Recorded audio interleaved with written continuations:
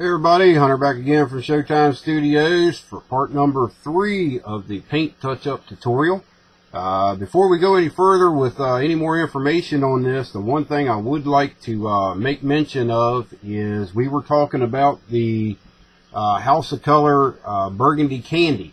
Now, there's a little bit of confusion on these types of paints.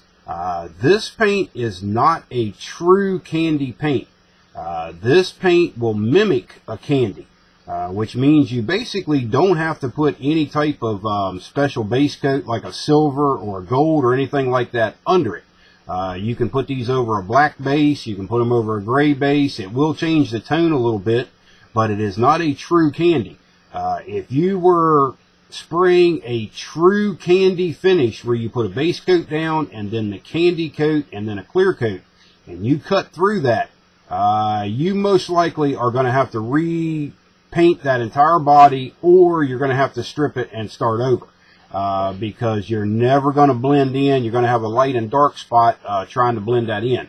I know the guys in 1-to-1, and I've even done it myself on 1-to-1 cars, trying to blend a true candy paint is next to impossible. There's some guys out there that can do it if they've got the right formula and stuff. And, you know, but it's very tricky. But this is for these paints that are mimicking a candy paint. Even though this is called a candy, it is not a true candy. So, what we have is, this is the body now that we sprayed the TS13 across it after we wet sanded it. And we just put a mist coat down on there. Now we're going to go back in with the Burgundy Candy, and we're going to touch this up. So I have some of the Burgundy Candy in the airbrush here. This is the Grex Tritium series with a 0.3 needle in it. And I will be doing it right here at the workbench, which is pretty much a no-no with Dr. Cranky. But I don't have really the time to move all the camera over to the spray booth. So we're just not going to do that this time around. So we have everything set here. You can see I'm testing right here on this. And I'm going to widen up my pattern a little bit here. There we go. And we're going to go in and touch up these spots that we intentionally sanded through on this body. So basically all you want to do is just kind of go in and you want to dust the area that you're trying to blend back in. You just want to dust it. Now in this case, we were all the way down to the gray primer. So just in those areas, you kind of want to be very, picky with the airbrush and where it's spraying. And you just want to blend that in. You're not putting a lot on the model. You have to work up a little bit at a time when you're doing this to keep from getting light and dark spots in it.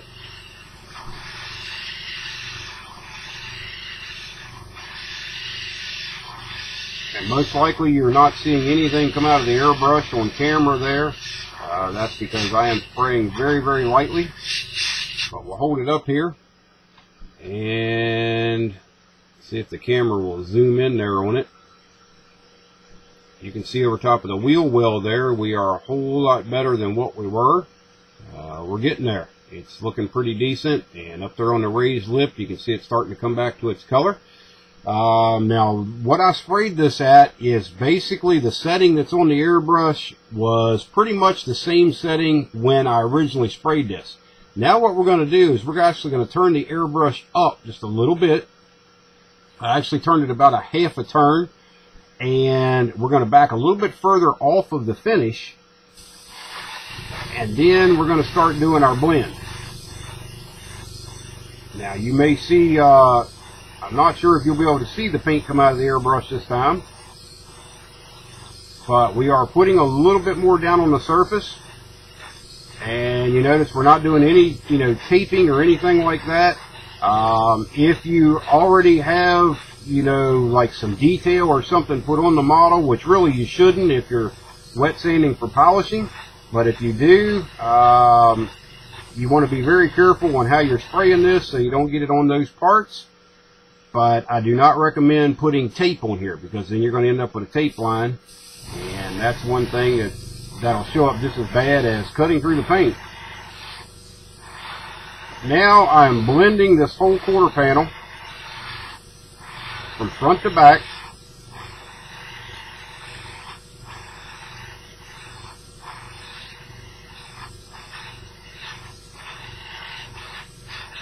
We'll hold it back up here in a minute, let you see what we're doing.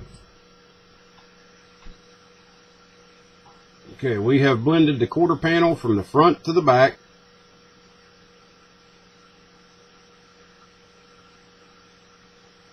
And what we're going to do next is we're going to step the airbrush up one more turn, or actually a half a turn, I should say. And this is just something that you'll have to get a feel for your airbrush and learn how it works. But we do have the airbrush turned up a little bit more now, and we're going to back off just a little bit further. And what we're trying to do is just dust on the pearl that is in this paint, or the metallic if you're doing that. We're just doing more of a dust right now.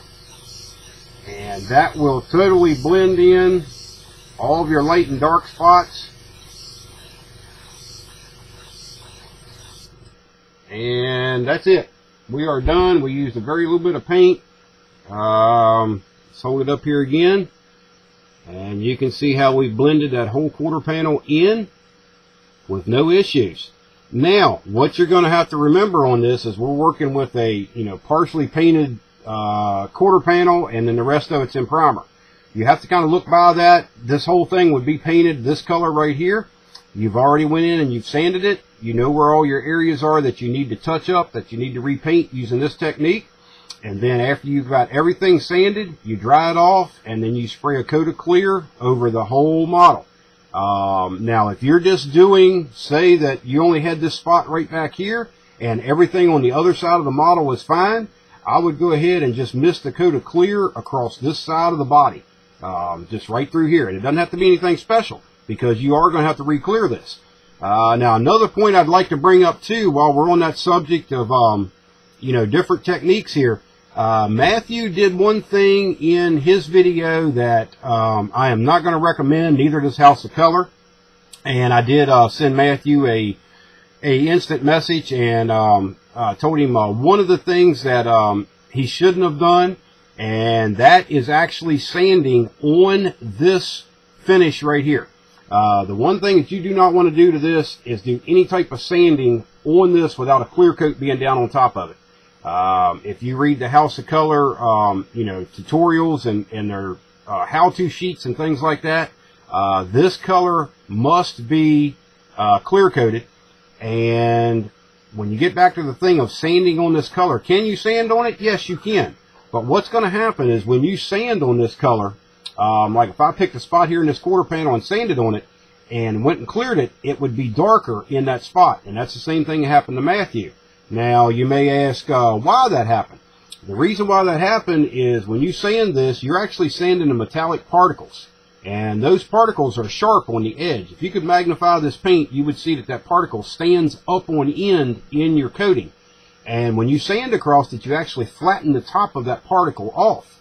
And when you do that, it does not reflect the light as well as it did standing up on end. So if it cannot reflect the light the same way that it did, it's going to be darker. And that's what happens.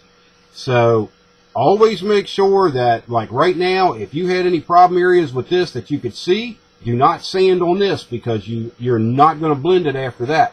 You want to put another light coat of clear down on this and then do some sanding on it. Now, if you cut through the paint, that's just one of those things that, you have to have the experience and a little bit of practice to be able to know how to blend things in when you can and when you can't. But I cut through this intentionally, and there you can see it blended in. Now, what I'm going to do is I'm going to run over here to the spray booth real quick. I'm going to hit this down with another coat of clear. We'll bring it back on camera, and I'll show you how it blended in. So hang with me just a minute. You're going to be looking at this blue screen here again, and I'll be right back.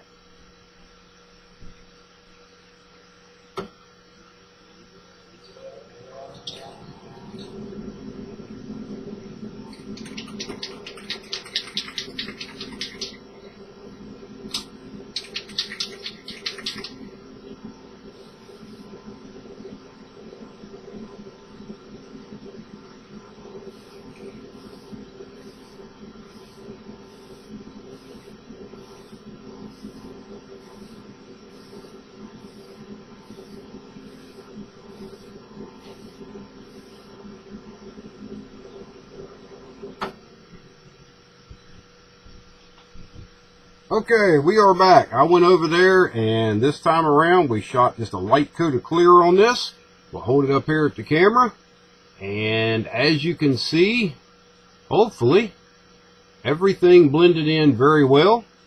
You are back to having your clear coated finish. So from this point, once this would dry, you would go back in and do your wet sanding and your buffing again, and hopefully you don't cut through again. But that's how you blend in House of Color paint. It works very well.